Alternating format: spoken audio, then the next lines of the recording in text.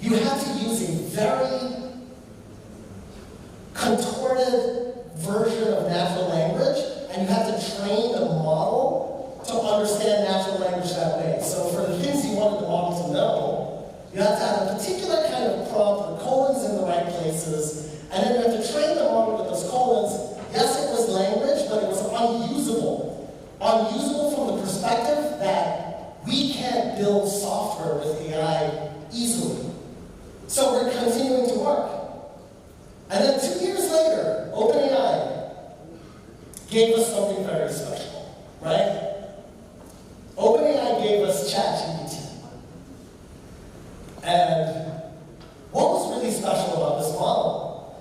Well, I actually want to talk about why this model works so well. It's very similar to the training method that we're doing all along, but this was the first time that we took advantage of models training themselves, right? This used a reinforcement learning algorithm where you had models working with other models to challenge each other, right? So you would have one model, and this is from the original paper, right? One model just scores how well you're doing. It's trained similarly as the model that's trying to learn, the GPT-3, and then you have another model with the same pre-training, but it scores goodness. And that model would score the performance of your GPT-3 continuously as long as you want, right?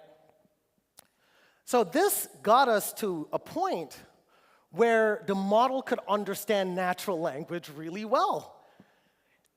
And that's what you used the first time you heard about and played with AI.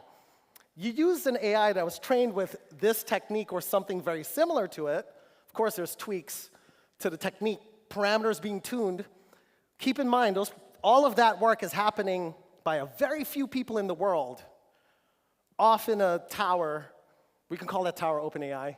And they're using incredible expertise to figure out how to train the model one time and then have it not need to be trained again and solve problems generally. Now, this is the moment, when ChatGPT came out, this is the moment where, oh my goodness, stock markets change. The top 25 cap companies in the world, the top companies in the world are all now fighting for the AI dominance, right? We just saw that you can talk to it, and it can talk back. And now we want to figure out how this is going to change the world and be the one to do the innovation for it. This is where we got the emergence of a buzzword that you probably have heard of, right? And the reason you've heard about this buzzword, but you didn't hear about zero-shot learning, maybe you heard about pre-training now because it's in the news, but you heard about this buzzword because this is when everybody was trying to figure out what now. The AI is here, let's figure out how to do technology with that as part of the ecosystem, right? But there's still a problem. Just like there's problems, these problems just don't go away. Now we have to figure out how to use prompt engineering to build software that uses AI to solve problems in a big way. All right? Why is this a problem? Well, you want to get the model to do something interesting, and then you have to figure out what to say to the model to get it to do that thing properly. We haven't solved this yet. I'll make this point in a couple slides, ring. But what I'll say now is everyone knows the biggest use case that everyone's working on getting these models to be applied for. Does anyone want to scream out what it is? I heard, yeah. We want these models to build software. Vibe coding, right? It should write our software for us. And by show of hands, how many people have tried vibe coding in the room? Using a model to generate code for you.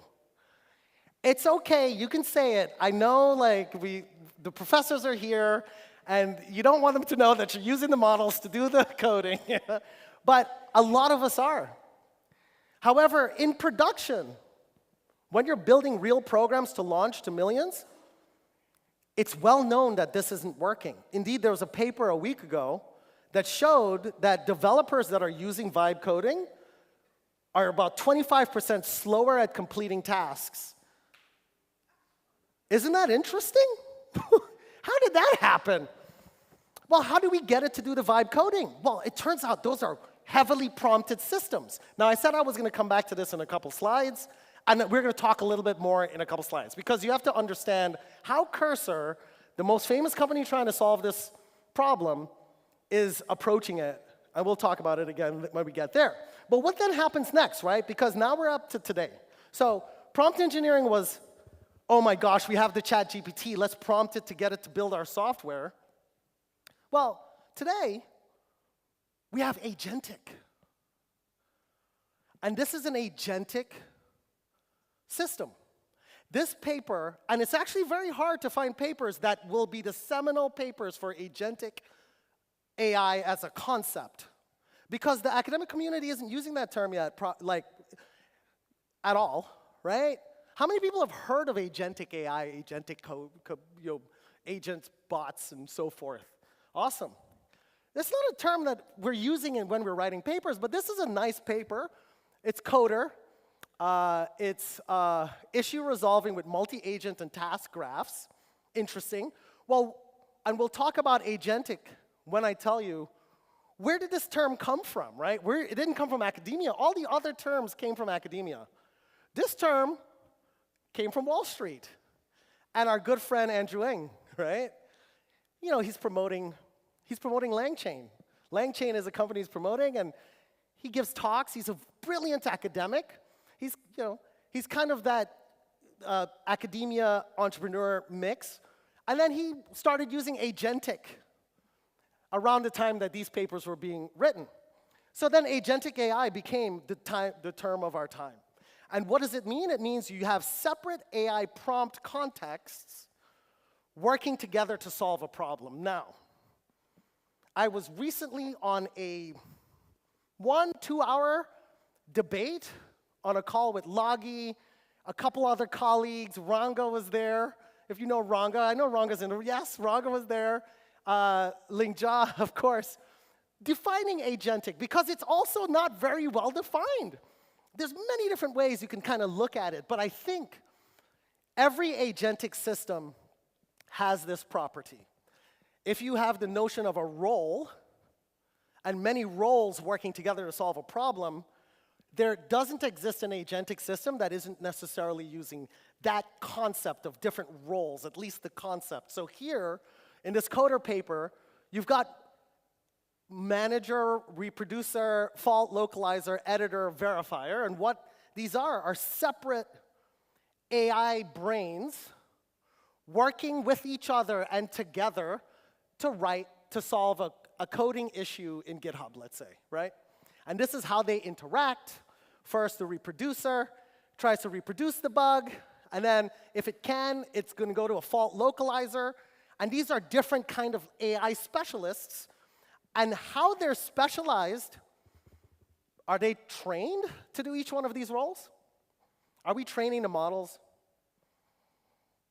Do we even really care at this moment what model we use? I'm sure you're hot swapping out models left and right. OpenAI, no, it didn't work so good. Let's go to Google's. Gemini, nah, it's not as good. Let's go to Claude. Maybe it's Claude. I don't know. I just want the generalized brain that some expert built so I can build the software to solve my problem, right? So this is the state of agentic AI. This is what we're doing today. And this is what Cursor does. Indeed, there's separate prompt contexts. It's all prompts. And the different prompt contexts, where the memory is in each context, is actually hitting the same model. It's not even separate models in practice.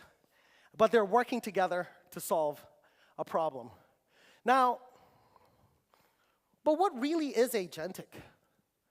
how are we using agentic approaches, which is this is what we're doing today, to build software with AI, AI-powered software? Well, Cursor is a big company that's using an agentic approach, and they have one of the savviest agentic systems in existence. But is it solving the problem? It's very well known that it's not. It doesn't actually build real production-grade software yet, so we're still working. So I'd return to this question, right? And you've seen a story of where humans' energy has focused and what has been successful. We've focused on getting these models to a place where we don't have to touch their weights. We don't have to train them. And the reason we're doing this is because we cannot scale the expertise, right? That's the problem. If we can have every person that comes out of, that we graduate, be equal to Ilya at OpenAI or one of the top AI engineers that are training GPT, if we could do that at scale, maybe we would care about the models and care about the training when it comes to building the software for the future. But we are striving very hard to build an approach with AI that doesn't require expertise in these things. And so the market doesn't care about it, right? So that's kind of crazy.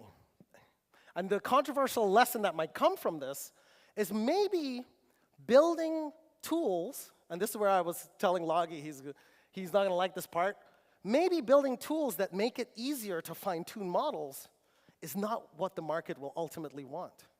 Maybe we have to solve how do we build AI-powered software? And the trend has been sprinting away from the models. It's sprinting away from the training. It's sprinting away from the hyperparameters. That's too hard. Our society can't support that requirement of expertise. So that has informed my new perspective on AI. And that's why I say my new perspective is we don't care about the models or training them, and we likely never will. Okay. So if that is true, what should we work on? That's a big question. And that's a question that I think, I'm not going to answer that for you today. I'll tell you what I think, but I have no clue if I'm right. But that is perhaps the right question for you to answer. And whoever answers this question properly is going to be able to do the innovation that's going to take us into the future, right? Another question is, are we done? We saw a journey with pre-training, then zero-shot learning, then prompt engineering, and now agentic AI. Is that it? Is that the right answer? How many people think yep, that's it? Agentic is the answer. How many people think unlikely? All right. That's interesting. We're not done. But we just want to be able to build something cool with AI, for crying out loud. This is the struggle. That's the struggle we've been working on for the last decade, and we're not there yet. And agentic is unlikely to be the answer. Crazy, right? Because if you go out there in the world, you're not going to hear that. What you hear is everybody has the answer. It's just very curious that everybody's answer is different. That's just very curious, but everybody knows what the solution is. So be wary of that, right? So that takes us to part 2. That was the longest part, too. The next few parts, that was the most important part. That was the hardest part, because I'm substantiating a perspective and a claim that could be jarring if you just say it, right? It's not obviously true. So you have to small step the logic behind it. And I actually look forward to hearing from you guys what the gaps may be in that logic, because I care about getting to the right answer, as I think we all should. Okay, so the next part, the noise. This is what's going on today. Noisy, you go out there, people are going to be like, we know how to use AI to solve everything. Let's understand that. But one thing I would hope that you can kind of tease out from what I've been saying so far, right, is that these statements may be true. The first true statement is, NVIDIA gave us the hardware. Thank you. That's an answered question. How do we solve problems in general with AI? Hardware, check. Maybe we can improve upon it, but we have the feasibility. Researchers gave us the model. I would say this is mostly a check. We have a model, or at least we should assume this is true. It's very interesting. We have the model, and it's incredibly intelligent, and we have methods to make it more intelligent. And we haven't seen a bound on how much more intelligent this kind of model can be, this transformer neural network. But now we have to invent how to build the software. And I think that's true, because empirically, I'm not aware of anyone who can competently build AI-powered systems on the planet effectively, because Cursor is actually a failed product so far. It's impressive. It may be the best we can do, the closest, but in general, it's not there. And there's research to support it, peer-reviewed research, as well as you hear this all the time when you hear people talk about using these systems to build production code. And the ones that say that they are successful in using it are spending 25% more time to produce that production code by using the tool. So if Cursor hasn't solved it, and we've looked at a number, I'm searching for any competence in doing this well in the market, then I would say that that's still an open problem. But let's look at what people are doing. Let's look at the noise. These are the folks that are saying they solved it. This is the things people are trying, right? Prompting is programming. Okay, a query language for large language models. And the question I want you to ask yourself as I present each one of these is, does this look like the solution? That's the question. Gut check, your gut. Let your gut tell you, is this the solution? Top tier published paper, PLDI. They have a method that they think is the future. It's a way to contort your prompts on a certain kind of way to get the model to do the right thing, right? And so this is a language idea for how you can create prompts to help you do your job well. Okay, that's interesting.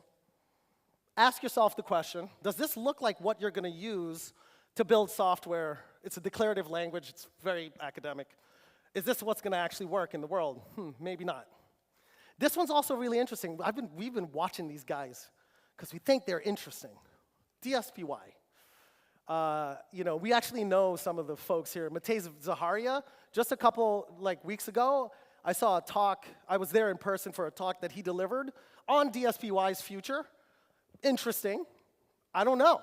But ask yourself the question, if you've coded, is this the answer? What this is trying to do is get the model to search for an answer online and then answer a question. This is how you have to build it. That simple task. Simple task. Do you know what the heck's going on here? We have a forward. This forward is inherited from the model architects, the expertise glass ceiling that I just talked about. This is what they use. So they're contorting the journey of building prompt-engineered solutions into something that looks like model inference or model backpropagation training software.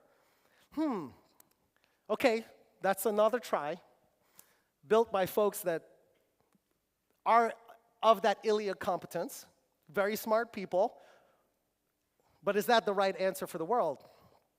Okay, those are two interesting academic, those are probably the two most interesting academic papers until the one that's coming out very soon. We'll talk about that in a second. Let's look at industry, AutoGen, Microsoft. This is one of the most popular frameworks for agentic AI building.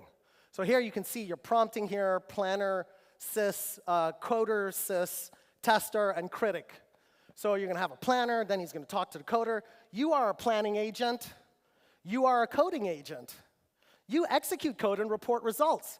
Different roles, different prompt contexts to create an AI solution. Okay. Now, what is it that they're adding? Because I still see prompt engineering challenge. And, I mean, is this syntax sugar? It's coder, planner equals agent, planner, coder, system, plan, sys, string. Okay. All right, well, thank you, AutoGen, but I don't know. Ask yourself the question, is this the solution? Who knows? We're going to come back.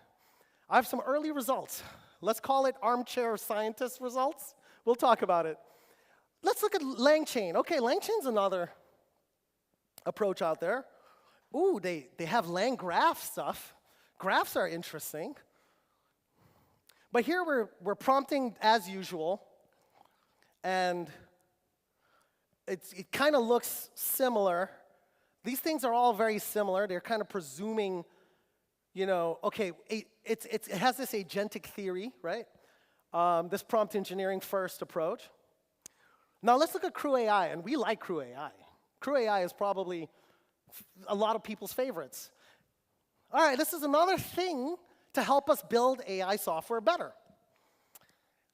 Okay, say this goal, and then that's interesting. Oh, wait. Oh, sorry. Oh, and what's nice about this is you can put your agents as planner, coder, tester, critic together, and you see this kind of, they give you the tasks, the things the agents can do, so you can articulate their agentic approach kind of nicely there.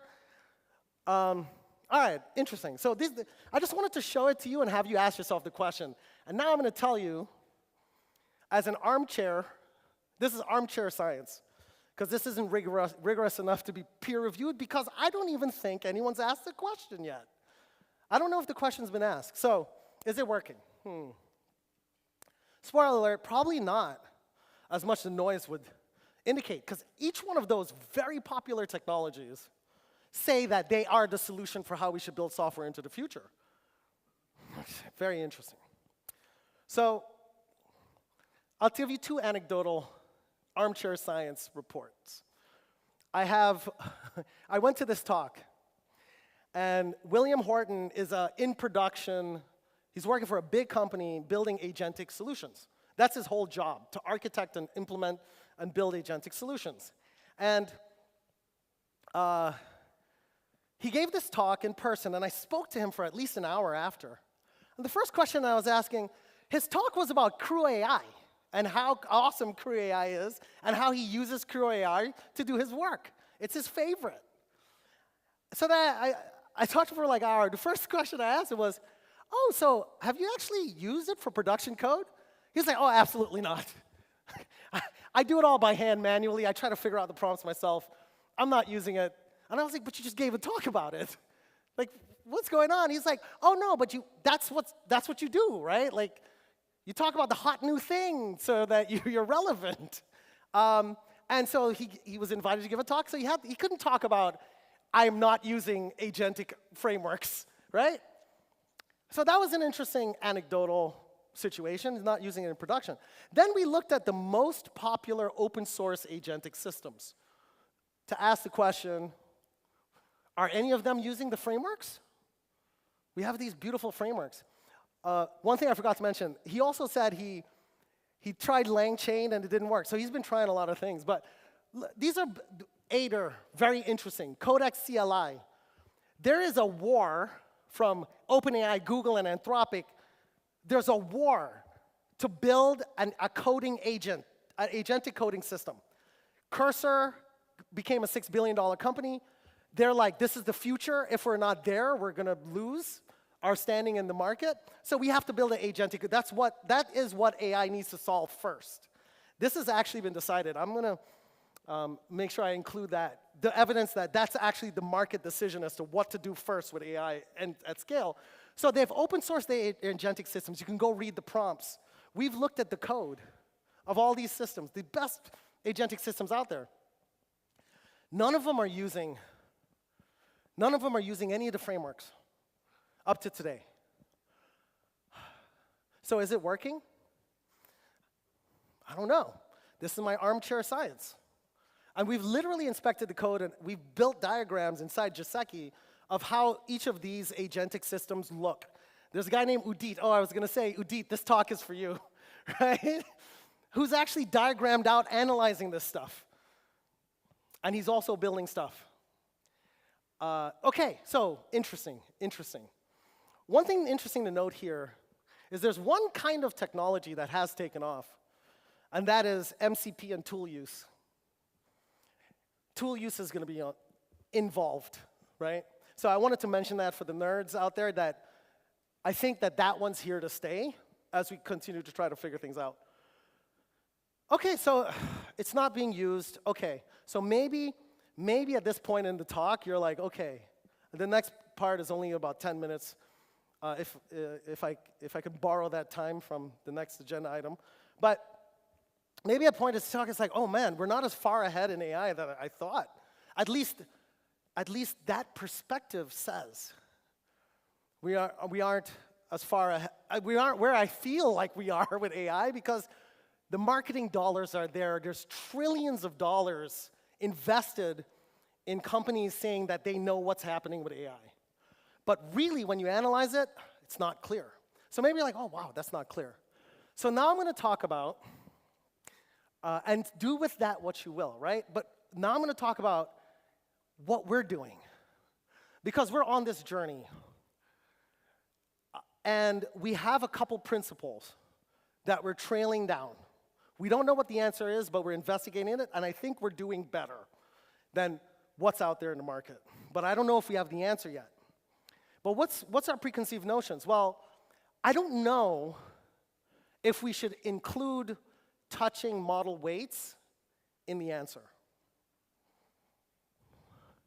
And I think we also know that prompting is hard. Okay. At least the way we're doing prompt engineering today. Agentic is another approach, and we're getting results from that, but that's still not there yet. Well, let me talk about a couple things that we're doing that we think are interesting, but we don't know. There's a paper coming out. Oh, I circled it. It's animated and whatever.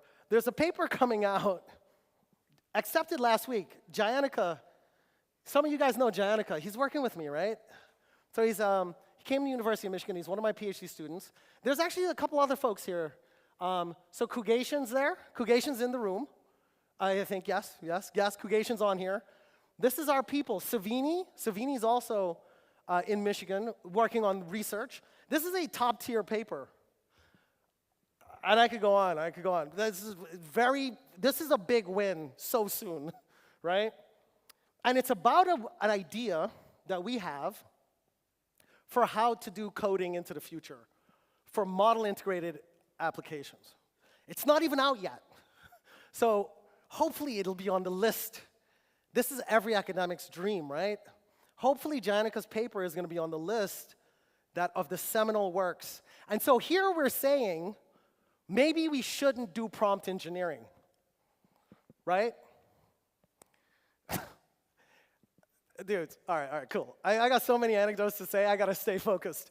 So let's look at this example, right? So this is just a typical code that you're used to. It's for a game. You got levels in a map. There's walls, and you have positions of characters. This is the data structure. And that's all that's there. And we have a feature where you can say, now, I just want to get the next level, and just do it by LLM.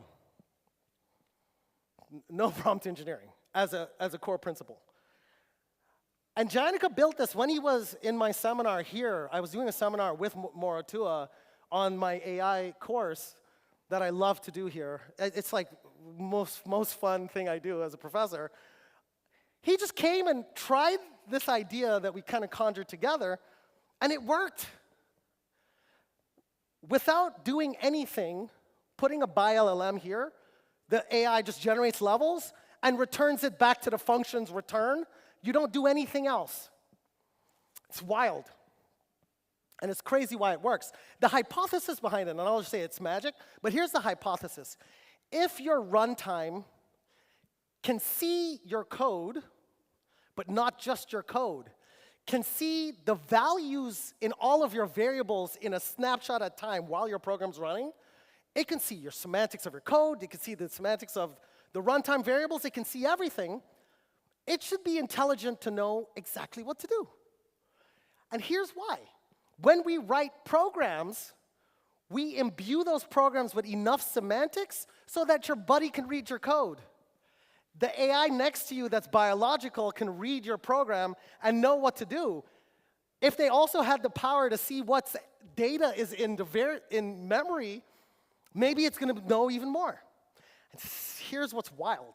So this paper is written, and we're ongoing work. It's going to be published. We're working on another paper now. I just had a meeting with a group. We're discovering this. Me and Udit discovered this. And then I had a meeting with a group yesterday, and they were like, you know, I was using this BiLLM, and it works better than prompt engineering. And I was like, dude, that's what we're discovering last week. It's actually better results than prompt engineering. And that's not what we were aiming for. We were aiming for, oh, I hope it's as good. That's what we were shooting for. How close can we get to human-level prompt engineering? It does better. And here's why. Here's why I think, but we have to test it. I think this does better because a human has to anticipate all of the right things a model should see to do the right thing.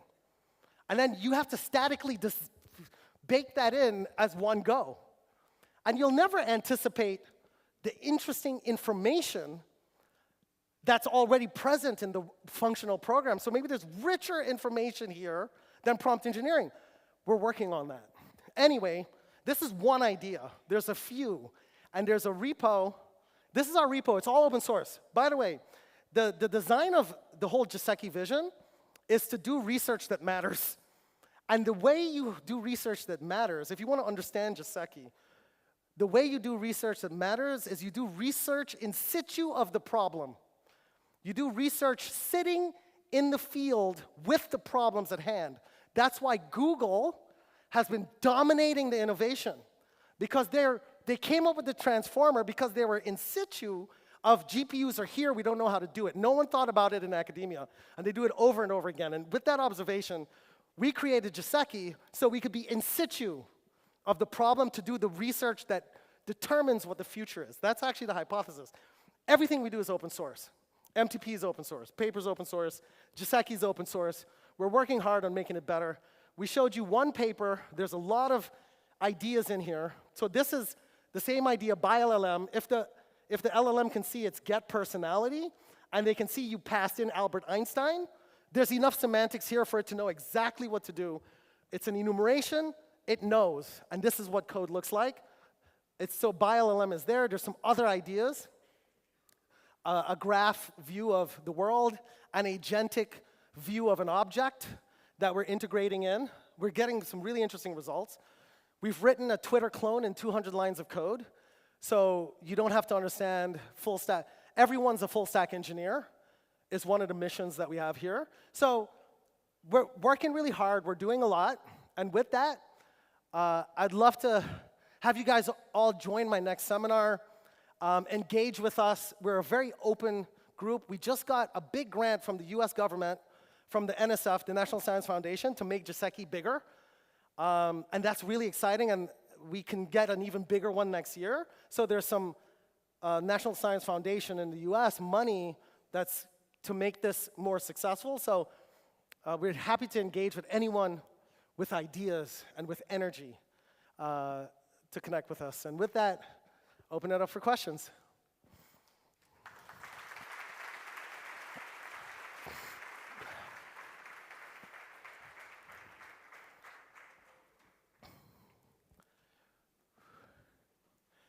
Hey.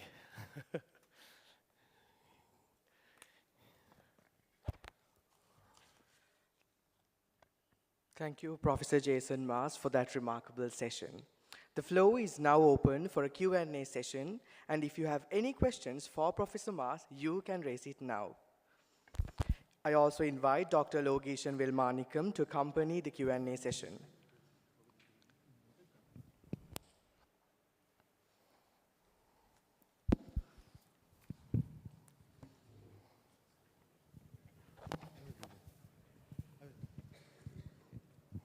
If you have any questions, please raise your hand. I will come to you.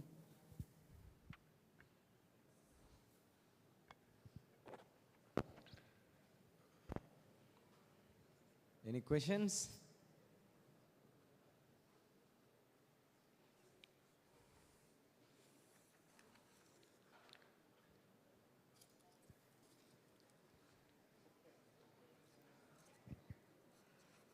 Okay.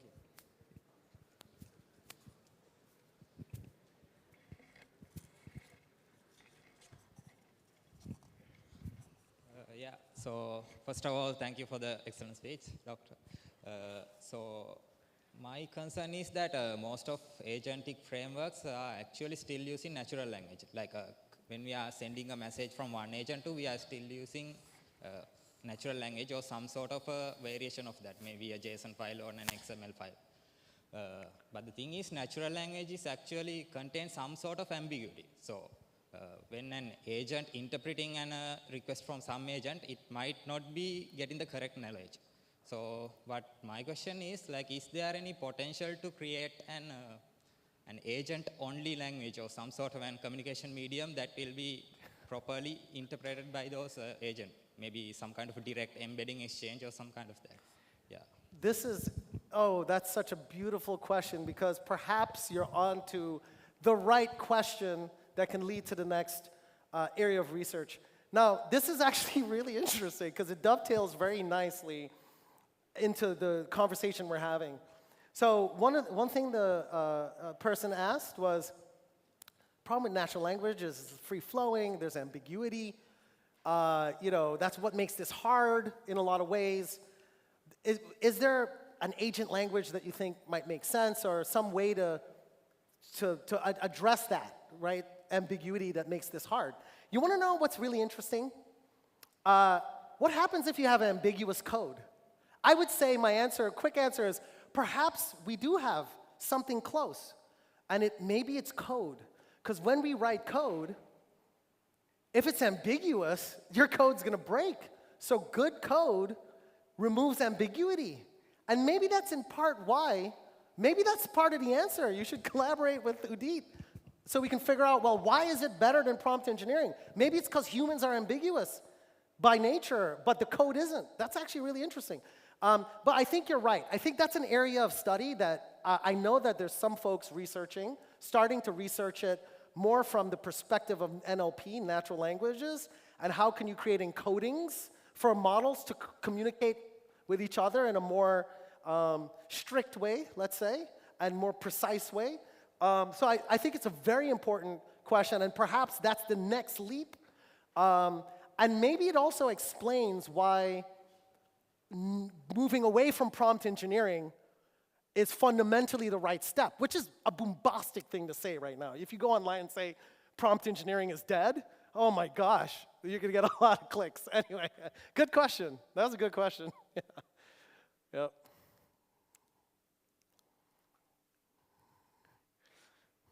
Cool. Any others? Did I offend any of the lecturers or professors in the room by saying maybe fine-tuning isn't the future? I think I must have.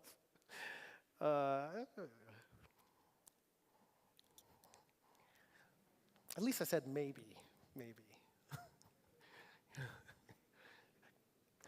Oh, we have one down here. Luggy, raise your, not Luggy, I'm sorry. Tommy. Yeah. So actually, currently agents are really working well with less number of codes. They are struggling when we input a lot of tons of code. What if we can provide a way to solve the problem with less number of codes? Like initially we had assembly, so now we are growing up with programming languages, high-level language. So Yeah. what if we can provide a way to? Yeah, that's a great question, and it's a nice observation, right? And I think Tammy is really onto something here. It turns out that as we raise abstraction levels, complexity and bugs and misunderstandings go down. So if you tried to write your favorite game, Halo, but in assembly language, you're more likely to not be able to achieve that. But if you raise the level of abstraction to, say, C, maybe it's more achievable. You raise the level of abstraction further to maybe Python, you might be able to solve the functionality bit, even though you sacrifice some amount of performance as you raise the level of abstraction. And so I think what Tammy's asking is, okay, is that an answer to getting models to solve the AI coding problem? Maybe they have to create too much code at too low a level, and if you can raise abstraction so we can have an assembly language to high-level language leap, or maybe we have a high-level language to an AI-level language, oh my gosh, paper title. maybe that can be a step in the right direction to getting AI to perform better at articulating software, right? And this is in the code generation space, right? That's actually a really interesting idea. And I think that telling that story, and the thing is, these are beautiful stories because these stories really kind of challenge the status quo thinking. But I think that's an interesting one. I really love the understanding how communication, languages and encodings, I think these are the right questions for the next generation. Yeah. You guys are probably going to solve the problem, right? Like, because you see how that decade went. You know what I mean? That decade, we're not there yet, but it's frustrating that more of the industry don't function like scientists. They all claim to have the goose that lays golden eggs, and it confuses everyone. It's because there's money involved. Money can really corrupt, meritocratic systems. Anyway, yeah. Cool. Any other?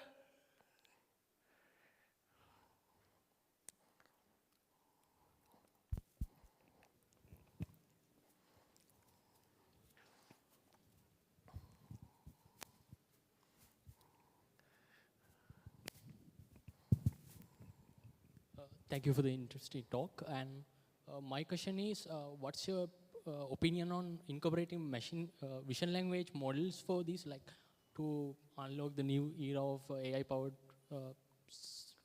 software building?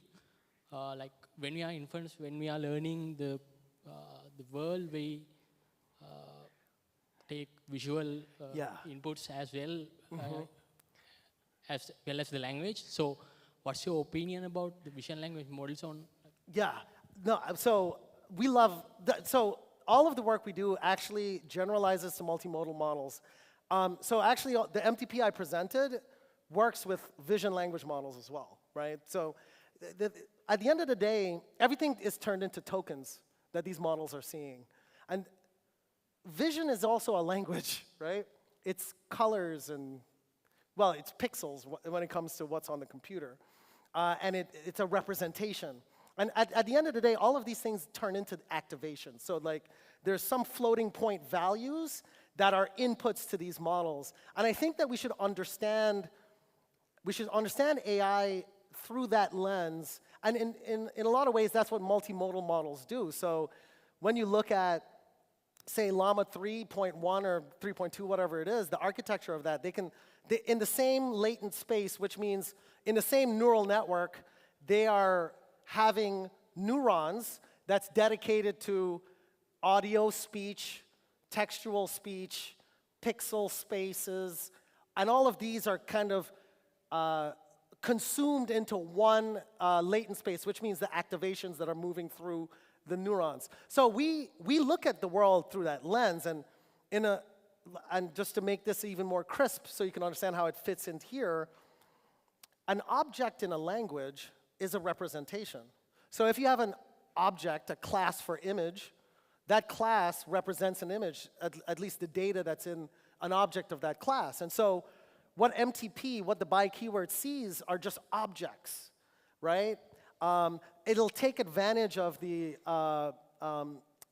information space. It's a small matter of engineering to then take that principle and build a system that can support multimodal models. And so that's what we do. We actually do the engineering to be able to have objects that are images, hit the image part of that token, ingestion space, and then the language hits the language part, and that's just wiring in the infrastructure to do that. And that's available today, and it's actually, you can just go use it, you know what I mean? We're using it in the seminar class as we speak. I have a little question extending what he's asked. It's about now images, videos, these things also represents with embeddings, right? Yep. So usually images divide into several patches and we use them as a sequence, right? Yep. Text embeddings also like that. So when we mix those things, are there confusions in agents and because this is a very new research area, right? Yeah, and this is actually a very important topic, right? Because across all of these models, and related to what you're asking is the presumption of something like the by keyword working with specialized models. It's a couple steps into your question, but if the model is trained to be general intelligence models is what I would say, simply. So if you have an image, and this is what Google's doing, say, with Gemini, if you have the image recognition capacity is general, the language capacity is general, then it's more ideal for the by keyword. If you have a classifier that you're trying to use the by keyword with that only recognizes flowers, let's say, and it's a flower AI, it knows nothing else, and you try to use that model for the video game, I would expect it to break. I would be shocked if it worked. So that's, when it comes to the confusion inside of the model, when it comes to understanding the vision information and the language information, we're going to presume that that's solved in the pre-trained model. And we just have to wire in, the pixels will hit the pixel part of the inputs, and then the language pieces will hit the language part of the inputs, and that's implemented in the runtime, if that makes sense. Yeah. Yes. And feel free to hit me up after. We can get into it. Yeah. Yes, thank you very much. Also, when are there any agentic frameworks for that? What you mentioned, Yeah. Well, one of the principles. I'm glad you asked that question. One of the principles of the work we're doing is that there's a problem with creating an agentic framework to be the answer of how we do things, because frameworks are fundamentally limiting. I think we need to go a little bit more lower in terms of the orthogonal or general in terms of the abstractions. So the abstractions shouldn't be too prescriptive as to how you have to build with it. And so something like a by keyword is just an additional option that you can use if it makes sense. And so we're coming in at a more finely sliced set of primitives as the approach. So we don't necessarily believe that there will be an agentic framework that is the way. I think we're going to have to rethink abstractions themselves at a more principled, fundamental way as to what are the abstractions that we need so that we can articulate the creation of software that has inference bits and conventional logic bits. It's like, how do you build that kind of software? We have classes, we have functions, we need what? So that we can articulate creating software at that level. Thank you very much. Anytime. It's a good question. Awesome.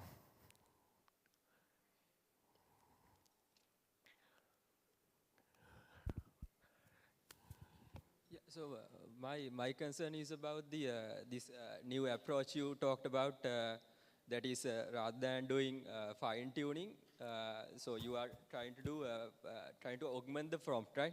So that's my basic understanding. I think that's right? Kind of right? Yes. So at the end of the day, with these models, the generative models, you're going to have to interface them with what they were tuned to accept as input. Yeah, all right. So now let's take a example. So you have a vanilla, you have a regular LLM that's not fine-tuned on any specific task. So say you want it to have some knowledge on economics, right? So in fine-tuning, you fine-tune on a very large data set, very large corpus, then it gets a really large knowledge. So how do you propose that we get that same knowledge using prompt engineering? Because yes, you're correct. So I understand. This is correct. So there will always be folks with that expertise. The statement is kind of made from the perspective of what is going to be the general way that the world builds software in the future if all software has AI as part of it. We're still going to have the specialists, and I think the specialists are going to continue working on general intelligence. So having an intelligence that's so generalized that it would be able to figure things out. I'll give you another concrete example in the academic space. A lot of the reasoning research is looking at reasoning from first principles. The DeepSeek R10, it's how much knowledge can an AI gain if you have it solve math problems, and can it talk about philosophy from that reason itself into there. So I think that we will have people with the specialized knowledge as to how to fine-tune models. We may try to use some of those people, you know, where we can, but the answer for humanity is likely not that. I'll give you a concrete example to agree with you so you can understand what I mean. The Tesla self-driving machines, all of that is fine-tuned. So we're building products that use fine-tuning today. But these companies are paying $100 million to hire a person that has the knowledge. This is happening in our space right now. You see the hiring in the news, like people are getting paid hundreds of millions of dollars just to work for the competition because this talent is so scarce. And the systems have a lot of difficulty to get them to be good. So it's a broader question, not no one is going to ever use fine-tuning from today on and just don't do it. There's still going to be demand and scarcity for that. So, but is that the answer for humanity, right? So it's almost like a more long-term question. You know, we had Siri before we had GPTs. You know what I mean? But Siri wasn't the answer, even though they probably paid a lot of people's salary to build Siri.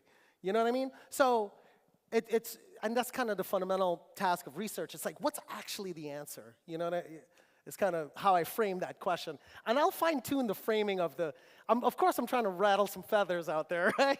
But I'll fine-tune the framing to hone into that, yeah. Yeah, anytime. I know, this is one of the should get questions, right? Like, wait, what do you mean, no fine-tuning? I love it. Yeah, it's like,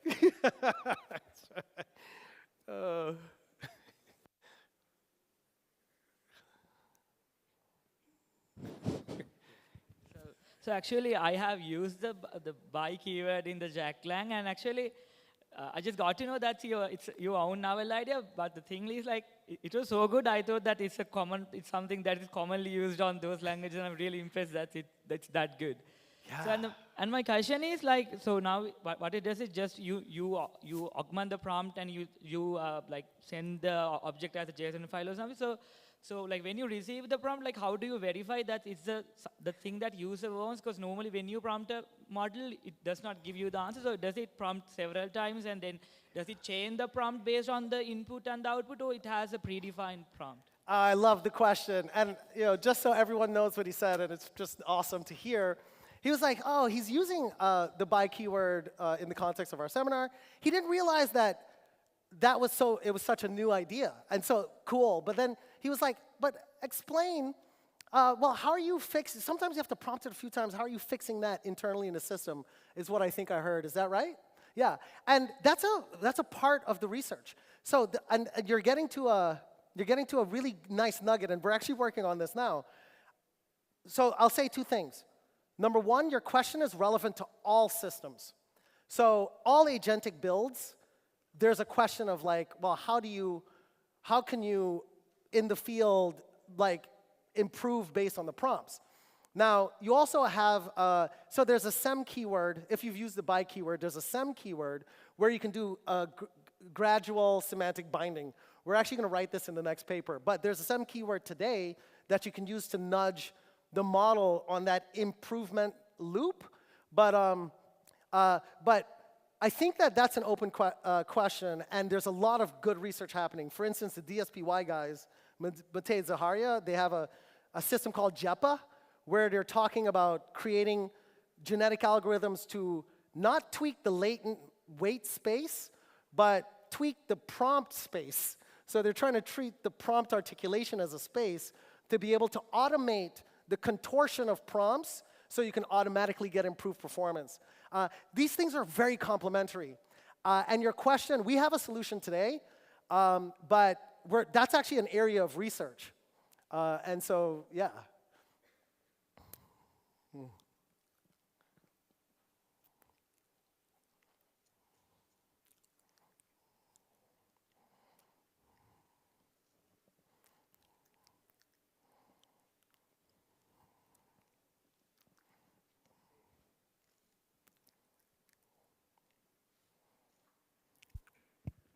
Okay, I think that's all the questions we have. Professor Jason, thank you very much for the wonderful keynote Thank session. you, guys. Thanks for having me. I can't wait.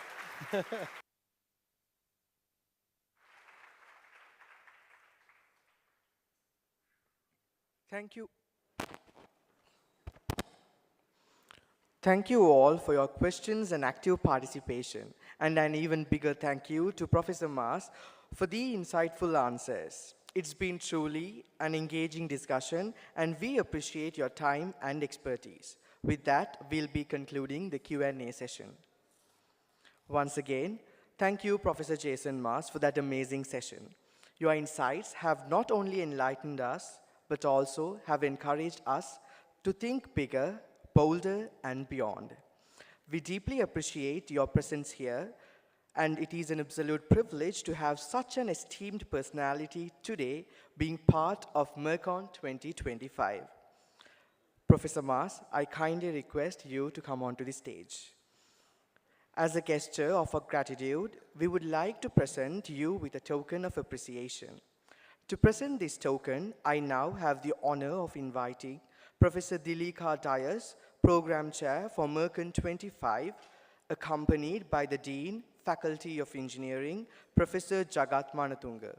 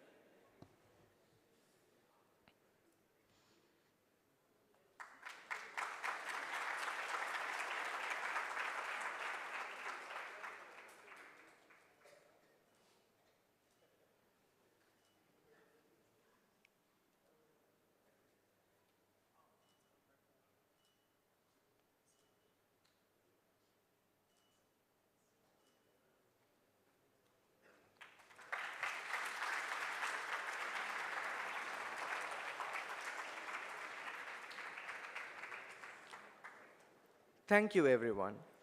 This token is a small symbol of our heartfelt thanks for your time, effort, and the invaluable knowledge you shared with us, Professor Mas.